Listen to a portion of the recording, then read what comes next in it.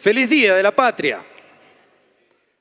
Dios nos dio un privilegio de crecer, de nacer y crecer en esta querida Argentina. Y ayer celebramos el Día de la Patria. Y allí le puse dos símbolos que representan esas dos ciudades, esas dos ciudadanías de las cuales tenemos. El apóstol Pablo escribía en Timoteo: exhorto ante todo que se hagan rogativas, oraciones y peticiones y acciones de gracias por todos los hombres, por los reyes y por todos los que están en eminencia, para que vivamos quieta y reposadamente, con toda piedad y honestidad. Y estas palabras toman un significado especial en este tiempo en la Argentina, donde quizás no estamos tan reposadamente, donde la honestidad es un valor que se fue perdiendo. Pero lo que no tenemos que perder de vista es que Dios te dice: uní tus dos ciudadanías. Toma el poder de la cruz, toma la ciudadanía de los cielos, donde Dios te llamó, donde Dios te hizo, donde reconociste a Dios como tu Rey, como tu Señor, y aplica esto sobre Argentina, aplica la gracia. Dice: orá, exhorta ante todo que se hagan rogativas, oraciones, peticiones y acciones de gracias. El escritor de Hebreos decía, hablando de los héroes del libro, de los héroes de la fe, porque los que dicen esto claramente dan a entender que buscan una patria, pues si hubiesen estado pensando en aquella donde salieron, ciertamente tendrían tiempo de volver. Pero anhelaban una mejor, esto es celestial, por lo cual Dios no se avergüenza de llamarse Dios de ellos, porque les ha preparado una ciudad. Somos ciudadanos de dos reinos, somos ciudadanos de dos patrias. Y yo quiero invitarte, esto está fuera del programa, pero no importa, que podamos tomar un momento y hacer esto, hacer rogativas, por orar por nuestra patria, por nuestra nación. Dentro de 2 semanas vamos a estar haciendo las urnas, a elegir a aquellos que van a ser electos posteriormente, aquellos que se van a presentar a las elecciones para gobernar nuestra provincia. Y yo quiero pedir a uno de los jóvenes, a uno de estos muchachos que andan con todo el empuje de ir y bendecir nuestra nación, de bendecir nuestra patria, bendecir la ciudad.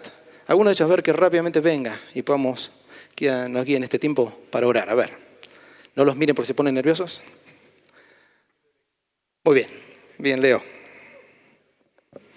Te invito a que te pongas de pie y pongamos en nuestro corazón este deseo de bendecir a esta querida Argentina. Papá, te damos gracias por este país. Gracias, Señor, por el privilegio, Señor, que vos nos das de nacer, Señor, de crecer en un país tan rico que vos creaste. Papá, te pedimos perdón, Señor, como ciudadanos, Señor, de esta tierra, de haber, Señor, hablado mal de este país, Señor, de haber dicho cosas malas, Señor, en cuanto al gobierno, Señor, o a cada persona que nos rodea, Señor. Y pedimos, Señor, tu misericordia, Señor, y tu gracia para que seas vos, Señor, el que estés reinando, Señor, en nuestros corazones y que así podamos ser luz, Señor, en este lugar, para que sea tu reino, Señor, el que se establezca en esta Argentina y para que vos, Señor, seas en nuestra tierra. En tu nombre precioso te damos gracias. Amén y amén. Amén. Gloria a Dios. Muy bien.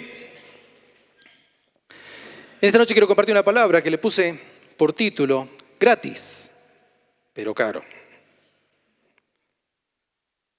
Sabes que muchas veces nosotros tenemos la tendencia a pensar que aquello que es caro es mejor.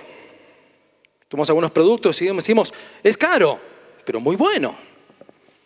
Hay determinadas cosas que lo valoramos en función de lo que tenemos y por el contrario, por lo general no valoramos aquello que no nos cuesta mucho, aquello que es barato o que incluso es gratis. Se rompió, no importa, compremos otro, total es barato. Y tenemos un valor relativo entre las cosas que le damos distinto valor en función del precio. Esta mañana compartía que en nuestra familia una abuelita valoraba las cosas. Cada vez que vos comprabas algo, llegabas con algo nuevo, no importa si era una ropa, un zapato, un auto, lo que fuera, lo primero que te preguntaba antes de decirte qué lindo es, lo primero que te preguntaba es: ¿te salió caro, mijito? ¿Te salió caro, mijita? Porque como muchas personas, valoraba tu vida en función de lo caro que costaban las cosas que tenías. Todo lo que era caro valía.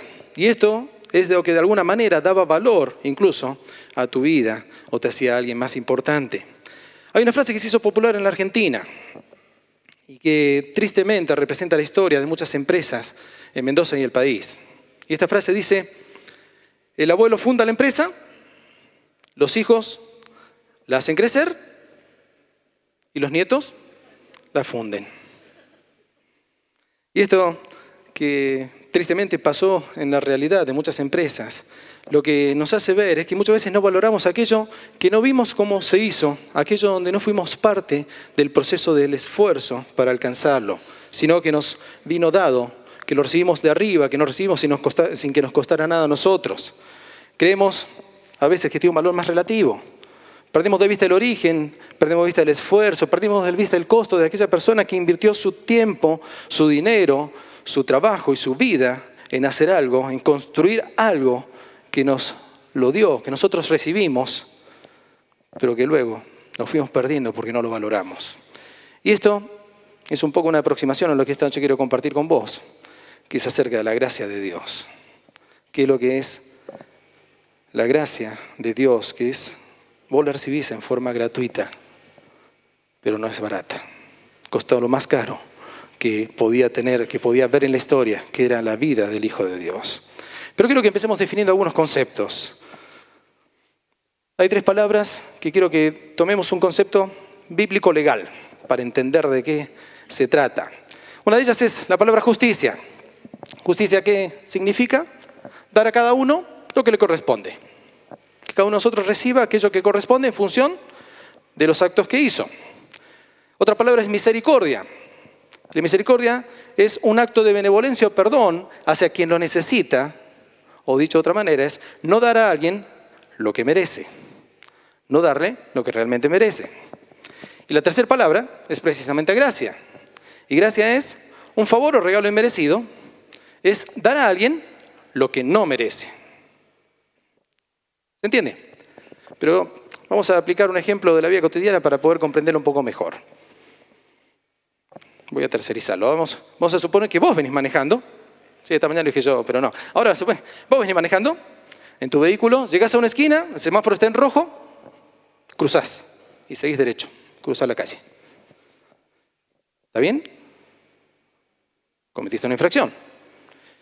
Con la bendición de que el otro lado de la calle está ese muchachito con el chaleco verde que te dice, tenga la amabilidad de hacerse un costado. Entonces, el oficial de tránsito que te hace un costado. ¿Estamos de acuerdo que cometimos una infracción? Está bien. Infringimos una ley de nuestra nación y una ley de nuestra provincia que dice que si el semáforo está en rojo, debemos detener totalmente la marcha de nuestro vehículo. Y que, por lo tanto, al continuar la marcha, merecemos una sanción. Bien. Quiero, en este concepto, aplicar estas 3 palabras. ¿Cómo sería en este caso entender la justicia? ¿Qué sería la justicia? ¿Qué sería justo? Que el oficial me haga la multa y me entregue comprobante para que yo realice el pago de la infracción. Pero ¿cómo sería, en este caso, aplicar la misericordia? ¿Qué sería misericordia? Que ese muchacho nos diga. Sería que el policía nos diga, usted cometió una infracción, pero vaya, no voy a multarlo, pero no lo vuelvo a hacer. Esto es misericordia. ¿Y cuál sería entonces la gracia? ¿Cómo aplicamos la gracia? ¿Qué significa gracia? Gracia significa que el policía me detenga, me haga el par de la multa, me diga, usted cometió una infracción y esta es la multa que le corresponde pagar, pero vaya, porque yo voy a pagarla por usted. Esto es gracia. ¿Un milagro? Pero esto es gracia, esto es lo que Dios hizo. Esto es lo que Dios hizo por nosotros. Este es el concepto que en esta noche quiero que podamos entender, la gracia inmerecida de Dios sobre nuestra vida. Y vamos a analizar algunos aspectos del encuentro de Jesús con 2 personas que van a dejarnos una enseñanza acerca de la gracia. ¿Sabe que normalmente nosotros, los hombres, los seres humanos, caratulamos a las personas en función de alguna cosa, en función de alguna característica, la etiquetamos con un rótulo, las identificamos en función de algo que hizo o de alguna característica física, y muchas veces ese título, ese rótulo los acompaña por el resto de la vida. Cuando alguien hizo algo notorio o malo, los identificamos y allí tenemos el asesino, el corrupto, el borracho, la prostituta, el drogadicto. y los identificamos de alguna manera. O a veces lo hacemos por una característica física. El gordo, el pelado, el petizo, la rubia, la simpática. El grandote de enfrente, compartí esta mañana. El grandote de enfrente, les cuento. Así, mamá había, en nuestra intimidad de familia, había puesto este nombre a un vecino, que tenía una característica, era Pastor Roberto, talla y media. Era grandecito. Y entonces para nosotros, imagínense, no sé si los que conocieron a mamá, quizás recuerdan, mamá me llegaba a la altura del hombro, era bien bajita. Entonces para nosotros, una familia normal, con una estatura normal, este vecino nos parecía un primo hermano de Goliat. Más o menos. Pero de alguna manera, ¿saben que no me acuerdo el nombre de este señor? Era un excelente vecino, pero era grandote de enfrente. De alguna manera nosotros identificamos y caratulamos personas así. Y hay dos personas en la Biblia que fueron caratuladas también con un título que hoy las recordamos de esa manera, por más que la condición de ellos cambió, y esto es lo que vamos a ver juntos. La primera de ellas pasó a la historia como la mujer adúltera. Una mujer que fue encontrada, ahora como dice el pasaje que vamos a compartir ahora, en adulterio. La Biblia nos cuenta una historia, una vez que fue encontrada y pasó a la historia con este rótulo. No sabemos qué más hizo, no sabemos cuántas veces engañó a su marido, si fue esta vez exclusivamente o no, pero sin embargo es reconocida la historia como la historia de la mujer adúltera. Muchos eruditos han discutido sobre si este pasaje debía estar o no en la Biblia, si debía estar o no dentro del canon bíblico en función de lo que, a ver si tenía una enseñanza que no fuera correcta. Pero sin embargo, y por gracia de Dios, fue incluido y esta noche nos va a bendecir con una enseñanza. Pasaje, vamos a leerlo en Juan capítulo 8, del versículo 2 al 11, la revisión de la Biblia de las Américas, dice: Y al amanecer vino otra vez al templo, y todo el pueblo venía a él, y sentándose les enseñaba. Los escribas y los fariseos trajeron a una mujer sorprendida en adulterio, y poniéndola en el medio le dijeron: Maestro, esta mujer ha sido sorprendida en el acto mismo del adulterio, y en la ley Moisés nos ordenó apedrear a esta clase de mujer. Tú pues, ¿qué dices? Decían esto probándole para tener de qué acusarle. Pero Jesús se inclinó y con el dedo escribía en tierra. Pero como insistían en preguntarle, Jesús se enderezó y les dijo: El que de vosotros esté sin pecado, sea el primero en tirarle una piedra. E inclinándose de nuevo, escribía en la tierra. Pero al oír ellos esto, se fueron retirando uno a uno, comenzando por lo de mayor edad, y dejaron solo a Jesús y a la mujer que estaba en medio. Enderezándose Jesús, le dijo: Mujer, ¿dónde están ellos? ¿Ninguno te ha condenado? Ella respondió: Ninguno, Señor. Entonces Jesús le dijo: Yo tampoco te condeno. Vete, desde ahora no peques más.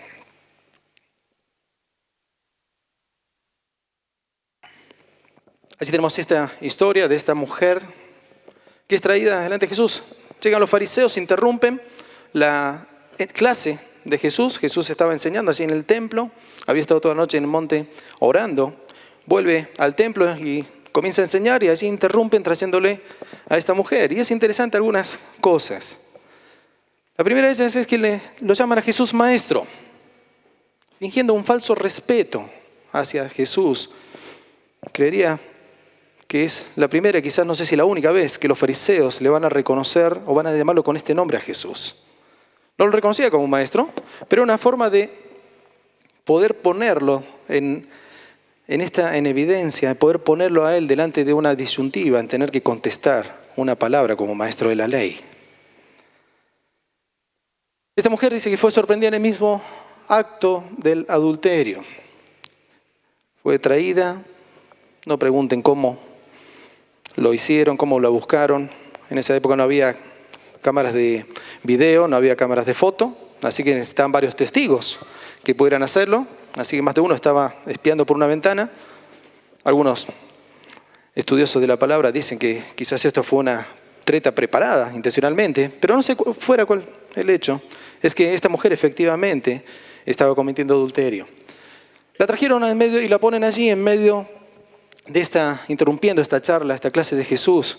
Obviamente no la traen de la mejor manera, seguramente la ven empujando, arrastrándola. Una mujer que quizás, obviamente, no le dieron el tiempo para vestirse, peinarse ni perfumarse. La trajeron quizás semidesnuda, con poca ropa.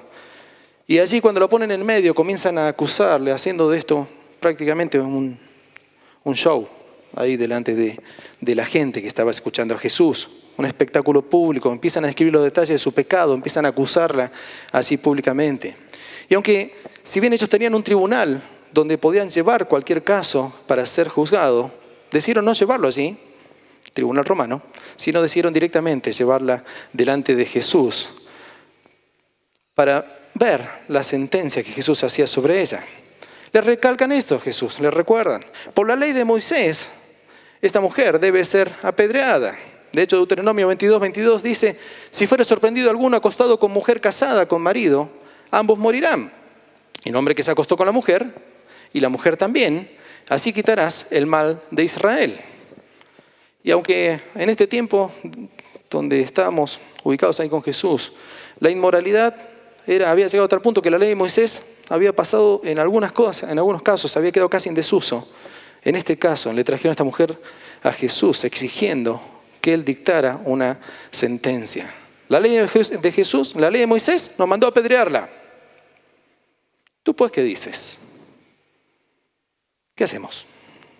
Obviamente, la intención era, si Jesús decía que sí había que apedrearla, había un problema con las autoridades romanas.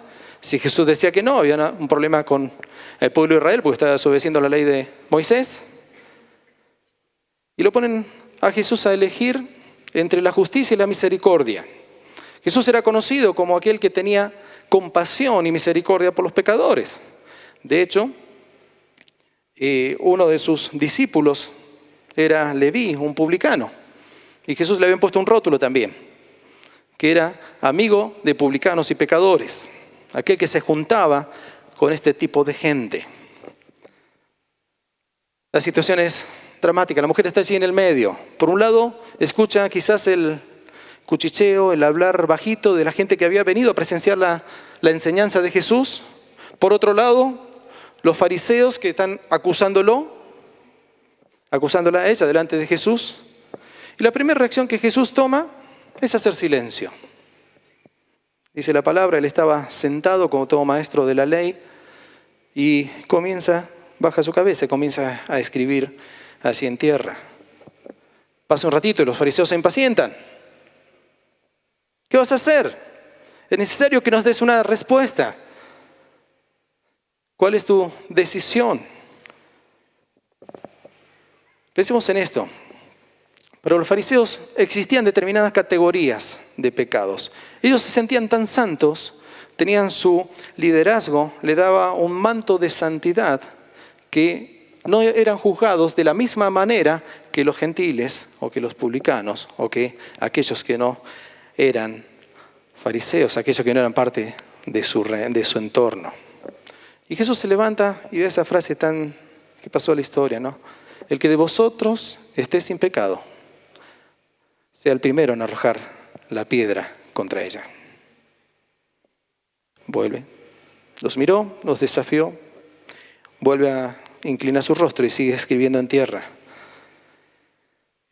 Habían llevado delante de Jesús una mujer que, ante toda evidencia, era pecadora y correspondía, merecía un castigo.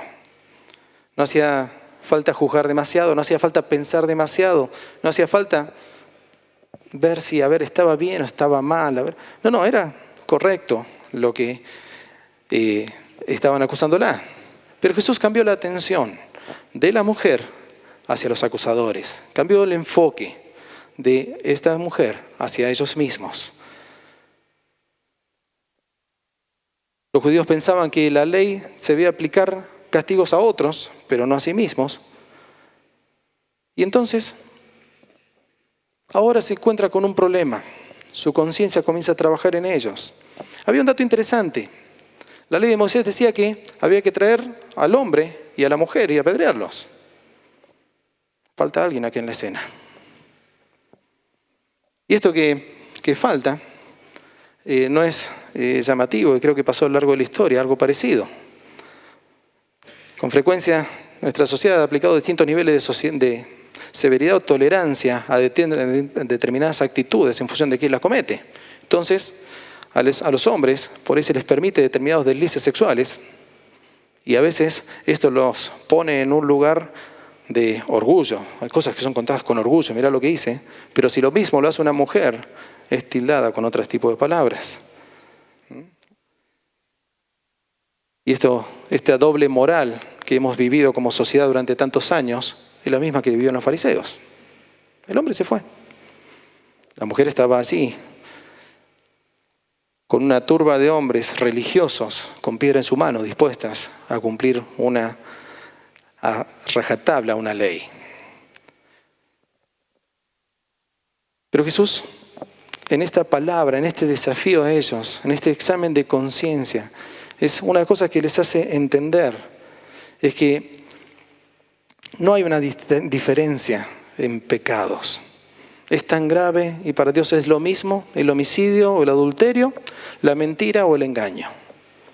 Y de hecho, estos hombres habían estado armando todo un plan para poder encontrar a Jesús por medio de distintos engaños. Por eso es que dice la palabra que al oír esto, acusados por su conciencia, salían uno a uno. La confrontación de su conciencia con su pecado, con su vida de pecado, comienza a hacer que cada uno de ellos se vaya. No lo dice la palabra, pero quizás podemos casi entenderlo. Que muchos de ellos sentían la vergüenza de estar delante de Jesús, porque en el fondo tenían miedo que fuera el Hijo de Dios y que pudiera estar entendiendo lo que ellos estaban pensando, que pudiera conocer y que su vida estuviera totalmente expuesta delante de Jesús. Y entonces, mejor nos vamos antes que empecemos a sacar los trapitos al sol. Y esta mujer adúltera, ahora yo le cambié el nombre, y ahora comienza a ser la mujer perdonada. Porque en un momento se quedan solos. Ya nadie estaba Jesús y esta mujer. Jesús le dice, ¿dónde están los que te acusaban? Se fueron. Sí. Y hay un dato que es interesante. Esta mujer, cuando todos los fariseos se fueron, con toda la gente que venía a acusarla se fueron, podía haber salido corriendo, podía haber huido de ese lugar antes de enfrentarse con el juez justo que tenía delante de ella. Pero ella se quedó. Ella no huyó de ese lugar. ¿Por qué? Porque cuando Jesús desafía a los fariseos a hacer un examen de su propia conciencia en su vida, ella también lo hace. Y en su conciencia ella entiende que es pecadora. Entiende que lo que hizo merecía un castigo, que había cruzado el semáforo en rojo, que merecía la multa. Y estaba dispuesta a cumplir el precio. Y entiende que delante de ella hay alguien que puede juzgarla con toda justicia. Entendamos algo, Jesús no niega la culpa de lo que había hecho. Jesús no niega la consecuencia del castigo. Jesús no niega el pecado. Todo lo contrario. Jesús no niega la condena que ella merece, pero la perdona. A Jesús no le da igual el pecado. No es, bueno, si lo hiciste está bien, si no, no importa. No. Jesús entiende y Él enseña y Él aprende, y esto es una forma de entenderlo, que el pecado nos destruye, que destruye lo que nosotros somos, destruye nuestra identidad como hijos de Dios, destruye lo que Dios soñó en nosotros, y esto finalmente puede convertirse en un hábito que produce destrucción en nuestra propia vida. La mujer que estaba allí no empezó a presentar excusas, no le empezó a decir a Jesús, bueno Señor, pero vos sabés, vos me tenés que entender, mi marido es un desgraciado y a veces, bueno, me siento sola. No dijo, bueno, pero hay otros que hacen cosas peores. Yo al menos no maté a nadie, fue un pequeño desliz. Ella no empezó a justificarse, sino que se quedó esperando el juicio justo de Dios. Esperó la piedra de Jesús, porque esto era justo. La justicia decía que ella debe ser apedreada. El desafío de Jesús es, bueno, si hay alguien que no tenga pecado, arroje la primera piedra. Y ella podía esperar esta piedra de parte de Jesús. Era el único que estaba en condición de hacerlo. Pero la justicia, Jesús decidió no aplicar la justicia, sino aplicar la misericordia. Y descubrió que cuando te encontrás con Jesús, cada vez que tenés un encuentro personal con Jesús, allí hay perdón. Y allí se aplica la misericordia. donde aquello que merecía no lo recibe, donde el justo precio, lo que ella merecía recibir, no lo recibe porque Dios, por medio de Jesucristo, allí pone su misericordia. Y hay algo que ella no podrá entender, sino hasta tiempo después, y es el concepto de la gracia. Hay 3 palabras, estas palabritas, estas 4 palabras, revelan la gracia de Dios aplicada a su vida. Yo tampoco te condeno.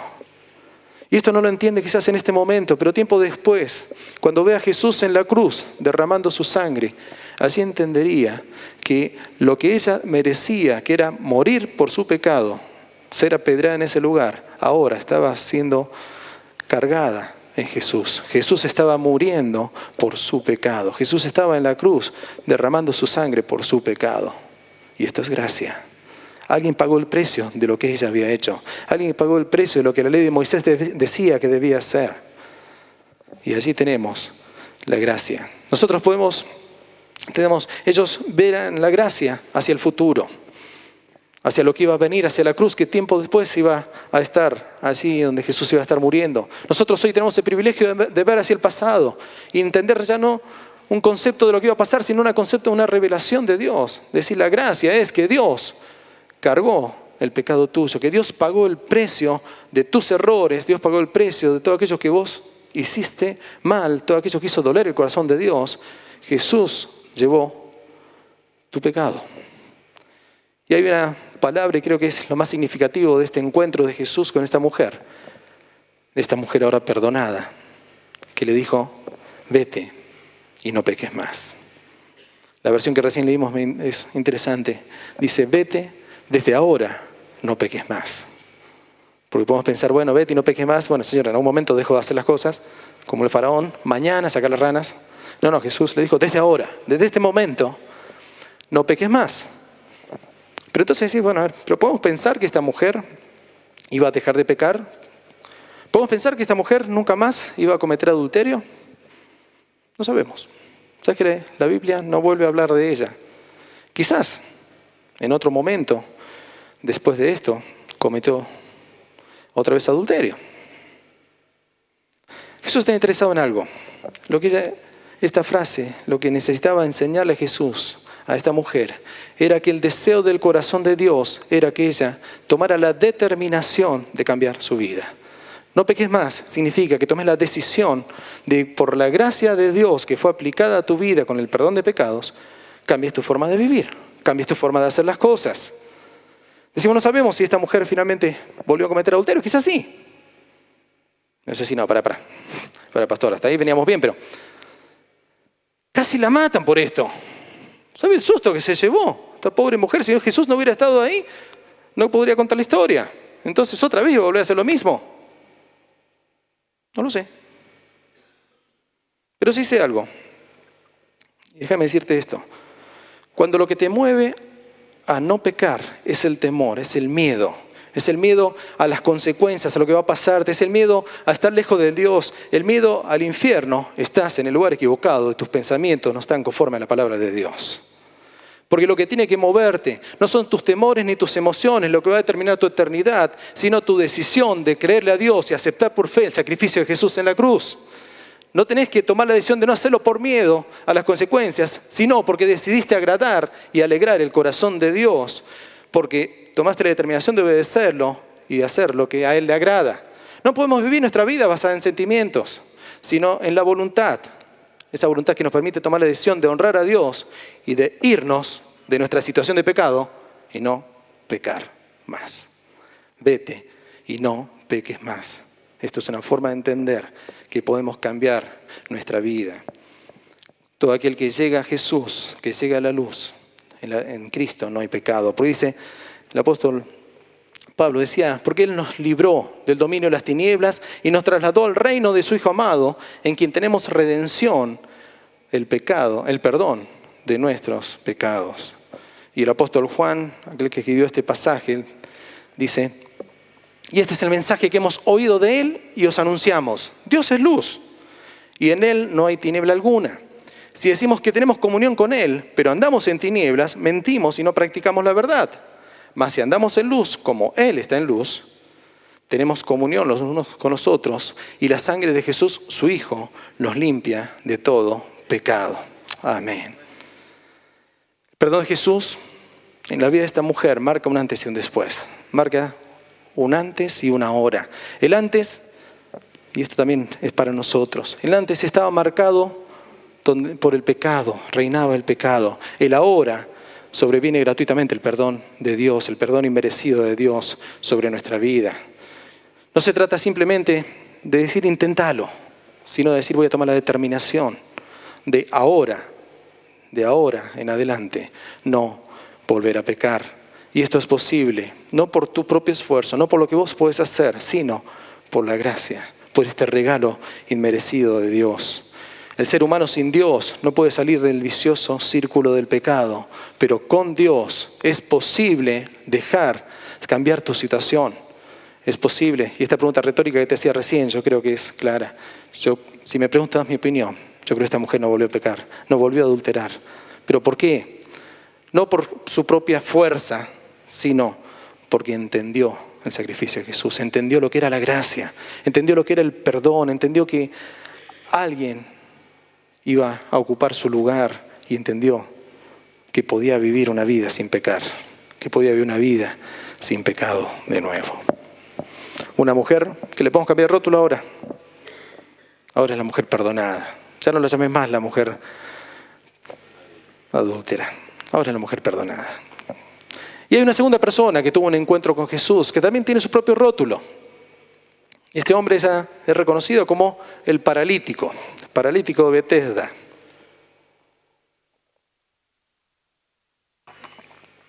Este hombre estaba así, vamos a leer el pasaje. Dice Juan capítulo 5, hay en Jerusalén junto a la puerta de las ovejas un estanque que en hebreo se llama Betesda y tiene 5 pórticos. En ellos yacía una multitud de enfermos, ciegos, cojos y paralíticos que esperaban el movimiento del agua, porque un ángel del Señor descendía de vez en cuando al estanque y agitaba el agua. Y el primero que descendía al estanque, después del movimiento del agua, quedaba curado de cualquier enfermedad que tuviera. Y estaba allí un hombre que hacía 38 años que estaba enfermo. Y cuando Jesús lo vio acostado allí y supo que ya llevaba mucho tiempo en aquella condición, le dijo, ¿quieres ser sano? El enfermo respondió, Señor, no tengo a nadie que me meta en el estanque cuando el agua es agitada, y mientras yo llego, otro baja antes que yo. Jesús le dijo, levántate, toma tu camilla y anda. Y al instante el hombre quedó sano y tomó su camilla y echó a andar. Y aquel día era día de reposo. Por eso los judíos decían al que fue sanado, es día de reposo y no te es permitido cargar tu camilla. Pero él respondió, el mismo que me sanó me dijo, toma tu camilla y anda. Y le preguntaron, ¿quién es el hombre que te dijo, toma tu camilla y anda? Pero el que había sido sanado no sabía quién era, porque Jesús sigilosamente se había apartado de la multitud que estaba en aquel lugar. Después de esto, Jesús lo halló en el templo y le dijo, mira, has sido sanado, no peques más para que no te suceda algo peor. No conocemos la historia de este hombre. Por lo que dice este último pasaje, este último versículo, posiblemente su enfermedad fue el castigo de su proceder, de algo que hizo. Quizás se había rebelado contra Dios y como resultado quedó paralítico durante 38 años, esperando poder hacer algo que cambiara su vida y cambiara su destino. Allí en Jerusalén, este lugar era un lugar interesante, un lugar que congregaba a muchos enfermos. Betesda significa casa de misericordia o casa de compasión. Pero precisamente en este lugar es donde este hombre no encontró ninguna de estas dos cosas. Porque él iba y lejos de encontrar esto, era un sitio donde este hombre nunca logró que nadie se apiadara de él y lo ayudara para poder llegar al estanque y poder ser sanado. No encontró nadie que lo socorriera, alguien que tuviera misericordia de él y lo llevara a cubrir, a sanar su necesidad. Evidentemente es un estanque que era visitado por mucha gente. Dice la palabra que había ciegos, cojos, distintas personas, paralíticos, distintos hombres que venían a buscar allí una solución. Estas personas sufrían en sus cuerpos, pero también en sus espíritus, sus emociones, su estima estaba dañada. Eran personas que eran abandonados a su suerte por la sociedad y que cada uno esperaba poder tener la posibilidad de llegar al estanque y entonces ser sanado. Quizás lo único que deseaban estas personas en su corazón era recuperar aquello que no tenían, su salud. Y por eso es interesante que cuando Jesús llega, se encuentra con este hombre, lo ve recostado así en un costado, se acerca y le pregunta, ¿quieres ser sano?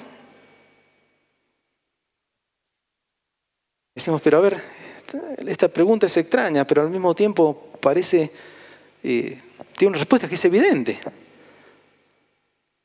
¿Cómo no va a poder querer ser sano? Pero sin embargo, ¿sabes que este hombre nunca le dijo a Jesús que sí?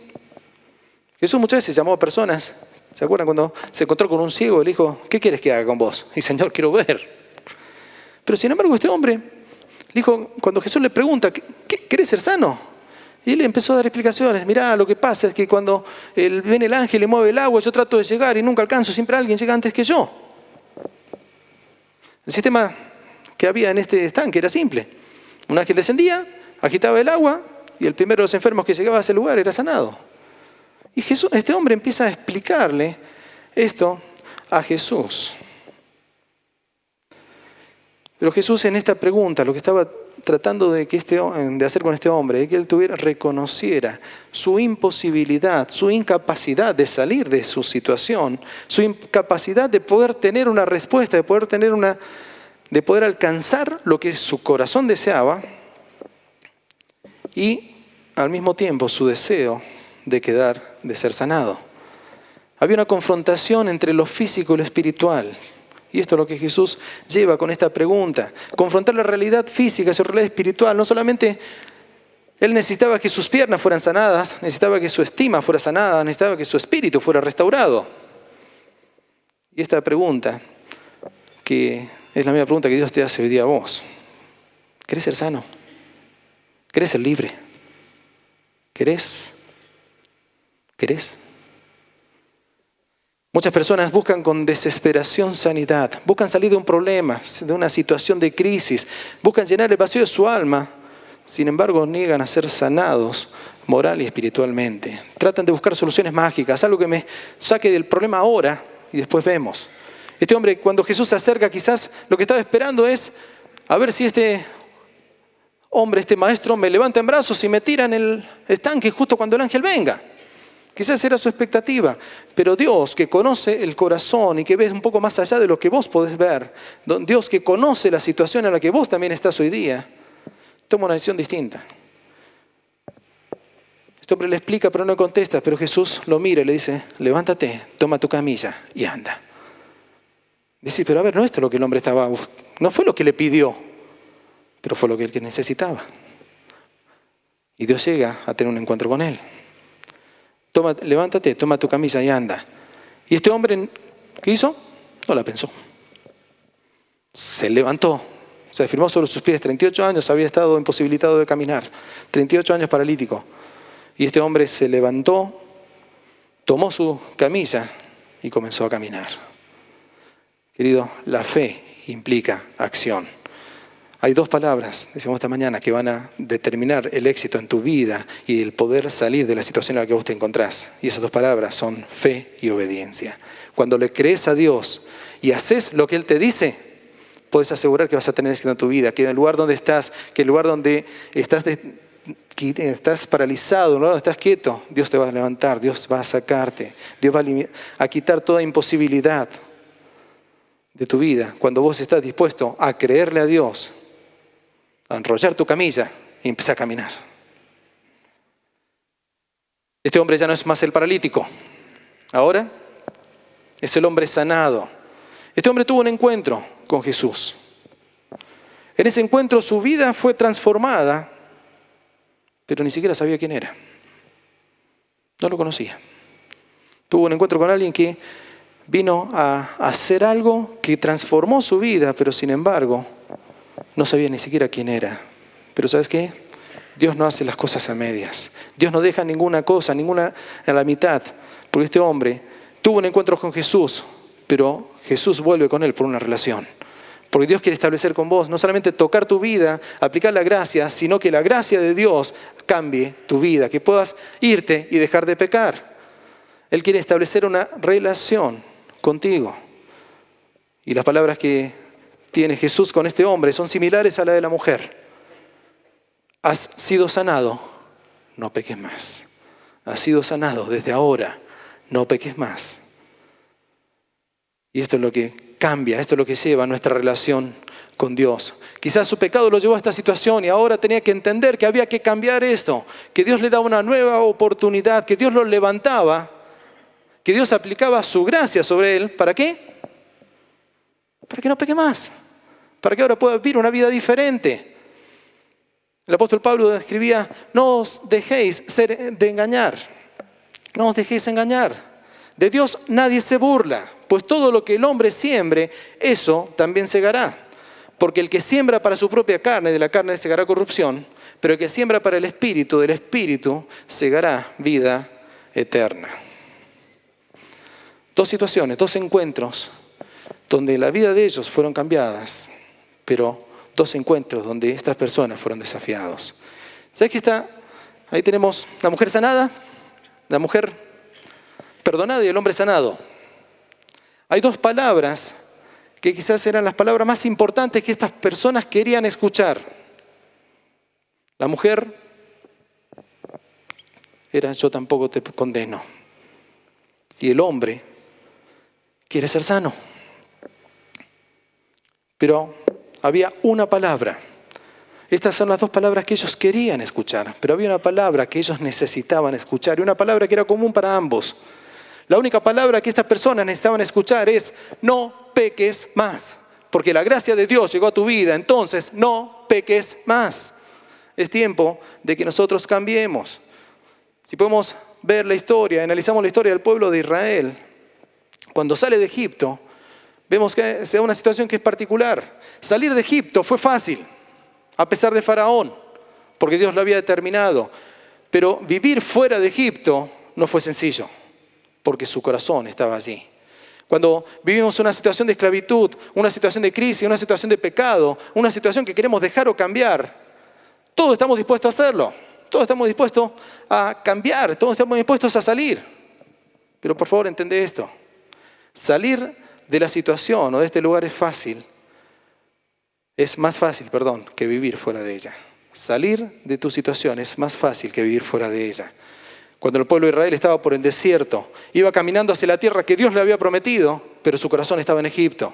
Seguían pensando, porque cuando nosotros estamos en Egipto teníamos esto, cuando nosotros estamos en Egipto pasaba aquello.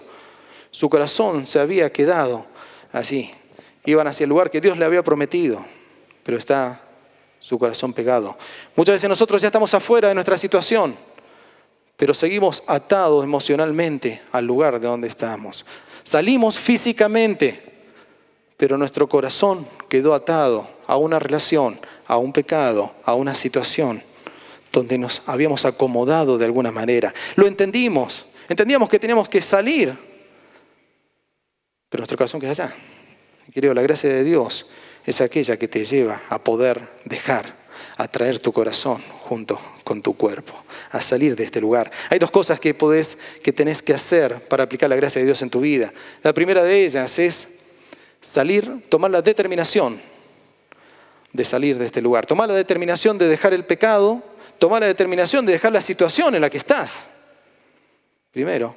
Y en segundo lugar, deja que el Espíritu Santo trabaje en tu corazón, trabaje en el centro de tu voluntad y produzca en vos tanto el querer como el hacer. Produzca en vos un cambio en tu mente, en tu forma de vivir las cosas, para que entonces puedas dejar lo que te ataba. Para que no sigas atado a esto. No solamente es dejar físicamente, es también dejarlo en lo emocional, en lo anímico. Y esto a veces es difícil, porque lo más difícil a veces es batallar con nuestra alma, con nuestros sentimientos. El apóstol Pablo decía, lo que no quiero hacer, eso hago. Y hay cosas que me encantaría hacer y no las hago. Y así es precisamente donde necesitas la gracia de Dios. La gracia de Dios fue derramada sobre tu vida, tus pecados fueron perdonados, tu destino eterno fue cambiado, pero necesitas la obra transformadora del Espíritu Santo, porque te dice, vete y no peques más. Jesús le dijo a sus discípulos, lo repetimos varias veces esta noche, lo que recibiste de gracia, dalo de gracia.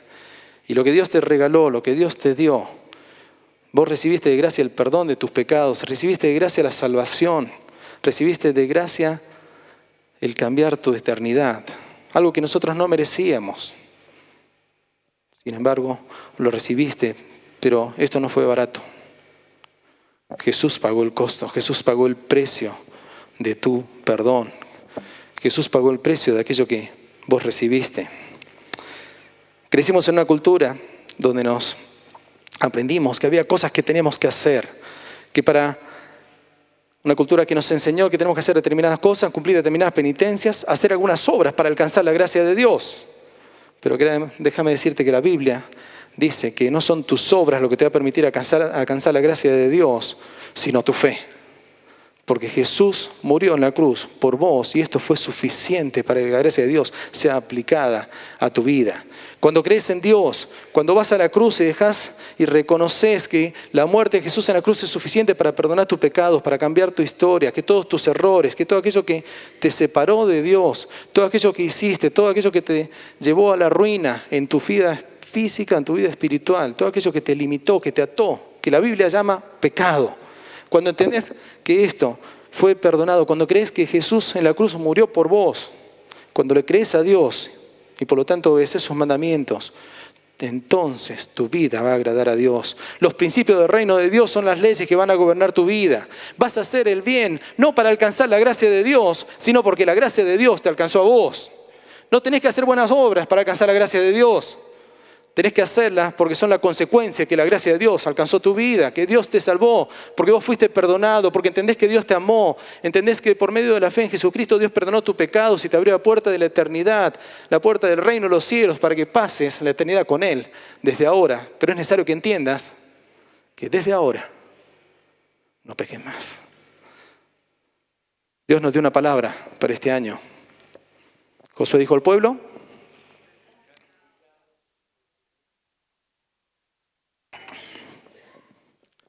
Dios va a hacer maravillas en tu vida, en tu ciudad, en tu familia, en tu entorno, cuando estés dispuesto a vivir una vida de santidad. Y esto es lo mismo que Jesús le dijo a esta gente. No peques más. Por eso déjame terminar con esto. La gracia de Dios es gratis, pero costó lo más caro para Dios, la vida de Jesucristo, el Hijo de Dios. Caro. Gratis, pero caro. Costó lo más caro para Dios. Por eso, como última frase, quiero dejarte esto. Vive tu vida de tal manera que valga la pena que Jesús haya muerto por vos. Viví tu vida de tal manera que valga la pena cada gota de sangre que Jesús derramó en la cruz por vos. Viví tu vida de forma que Dios pueda mirarte y decir: este es mi hijo amado, esta es mi hija amada, de quien yo estoy contento. Viví tu vida agradando a Dios. Vete y no peques más. No es tu capacidad lo que te va a dar la posibilidad de hacerlo, es tu fe y tu obediencia. Dios, el apóstol Juan terminaba allí su libro, en la primera epístola de Juan, diciendo: hijitos, estas cosas les escribo para que no pequen. Pero si pecamos, abogado tenemos para con el Padre Jesucristo el justo. Pero el deseo del corazón de Dios, Dios te llamó, Dios aplicó la gracia en tu vida, ¿para qué? Para que no peques. Y decís: pero mañana quizás voy a volver a equivocarme. No peques. No sos vos el que podés determinar esto, no sos vos, no es tu capacidad lo que puedes hacer esto. Es la gracia de Dios.